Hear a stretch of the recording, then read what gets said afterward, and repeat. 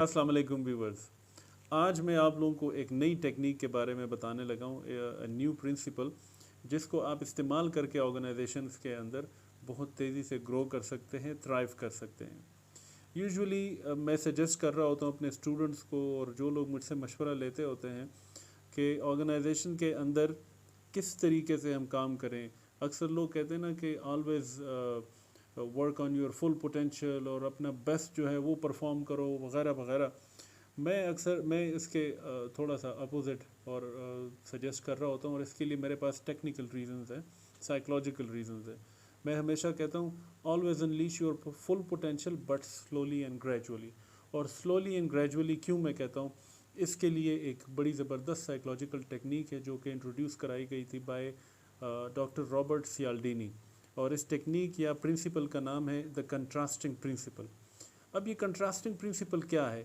ये साइकोलॉजिस्ट जो है इस कंट्रास्टिंग प्रिंसिपल को इस्तेमाल कर रहे होते हैं। इसका मतलब ये है, सिंपल अल्फाज में मैं समझा रहा हूँ, कि जब आप दो कंट्रास्टिंग चीज़ों को एक साथ रखते होते हैं तो उनके बीच में जो डिफरेंस होता है वो आपको बहुत ज़्यादा फील होता है।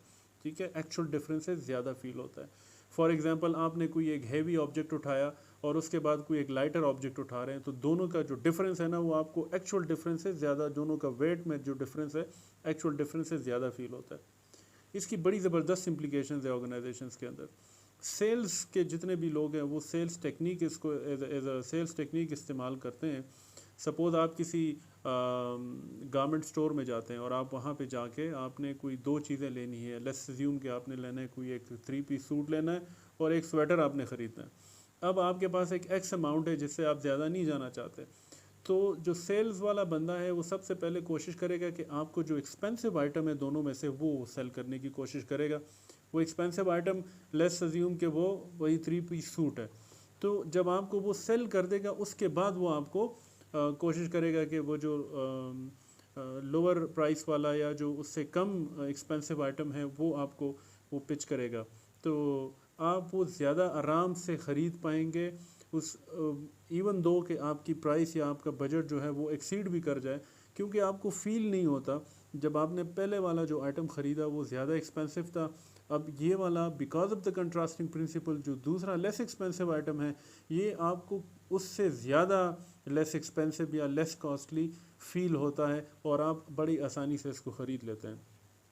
एक और इसकी इम्प्लीकेशन जो है वो रियल इस्टेट एजेंट्स जो हैं, जब वो प्रॉपर्टी बेचते होते हैं उसके अंदर इस्तेमाल करते हैं।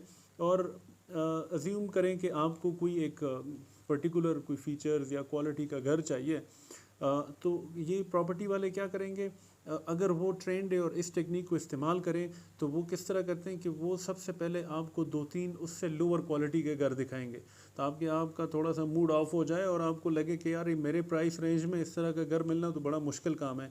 फिर वो उस तरह का घर चौथे पाँचवें नंबर पे आपको दिखाएगा जो कि उस रेंज के अंदर आ रहा हो और इन घरों से अच्छा हो, तो आप एकदम से उसके ऊपर आप यस कर देंगे और उस प्रोडक्ट आप वो घर ख़रीद लेंगे। अब साइकोलॉजिस्ट ये टेक्निक एक और तरीके से भी ट्रेनर्स को सिखाते होते हैं, और वो कैसे सिखाते हैं कि आपको ट्रेनिंग के दौरान यूजुअली वो लेके आते हैं 3 बकेट्स ऑफ वाटर। एक हॉट वाटर होता है एक बकेट के अंदर, दूसरे के अंदर कोल्ड वाटर पड़ा होता है और तीसरे के अंदर रूम टेम्परेचर नॉर्मल वाटर पड़ा होता है।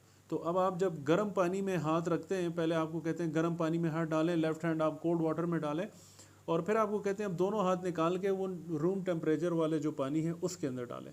तो जब आपने गर्म पानी में जो हाथ डाला हुआ था, तो अब आप अगर रूम टेम्परेचर वाले पानी में हाथ डालेंगे तो आपको उस हाथ पे वो पानी ठंडा फील होगा।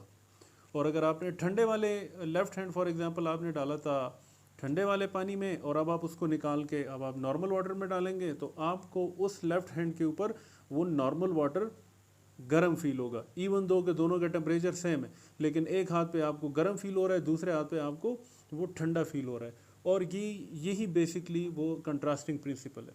अब इस प्रिंसिपल को आप अपने करियर में मज़ीद कैसे इस्तेमाल कर सकते हैं, तो मैं सजेस्ट कर रहा होता हूँ, unleash your full potential but slowly and gradually. कोई भी आपका नया बॉस आ जाए, आपको कोई नई पोजीशन मिल जाए, आप उसके ऊपर, सपोज आपके 100% पोटेंशियल पे मैं कहता हूँ इनिशियली फ़ौरन मत जाएं।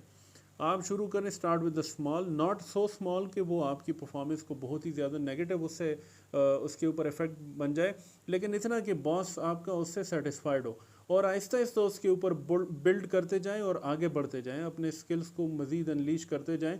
एकदम से आपने सारी चीज़ें 100% अपने स्किल सेट फ़ौरन नहीं दिखाने। वजह यह है कि ये जो कंट्रास्टिंग प्रिंसिपल है, ये this comes into play. और कैसे कि बॉस, अगर आपने 100% आपने कोई अपनी परफॉर्मेंस फर्स्ट टाइम शो कर दी, तो आपका बॉस उसको एज अ बेंचमार्क रखेगा और फिर आपसे एक्सपेक्ट करेगा कि यार इस एटलीस्ट इस लेवल के ऊपर आप काम करें या इससे ऊपर जाएं, तभी वो सेटिस्फाइड होगा, तभी वो आपको अच्छा अप्रेजल और अच्छा वो फीडबैक देगा। लेकिन अगर आपने थोड़ा सा लोअर लेवल से शुरू किया हुआ है और आहिस्ता आहिस्ता आप अपने आप को इम्प्रूव करते जाते हैं, तो बॉस के जहन में ये इमेज आता है कि यार this guy is working on his own skills and development, ये इम्प्रूव करता जा रहा है और इसका बड़ा पॉजिटिव एटीट्यूड है, तो आपका जो फीडबैक है, आपका अप्रेजल है, ये सारी चीज़ें जो है वो पॉजिटिव आएगी और आपको फ्यूचर ग्रोथ अपॉर्चुनिटीज़ भी मिलती जाएंगी। ठीक है, and this is how you can grow in the organization, this is how you can make a good impression in the organization, and this is how you can thrive. तो use करें the contrasting principle और मेरे साथ share करें अपने experiences, feedback ज़रूर दें। तो ये था आज का एक टेक्निक जो कि क्विकली मैंने आप लोगों के साथ शेयर किया। अगर आपको ये पसंद आया हो तो इस वीडियो को ज़रूर लाइक करें, सब्सक्राइब करें और बेल आइकॉन को प्रेस करें, ताकि आपको मज़ीद इस तरह की इंटरेस्टिंग वीडियोस जो है टाइम टू टाइम जब मैं अपलोड करूँ तो आपको मिलती रहे। Thank you very much. अल्लाह हाफिज़।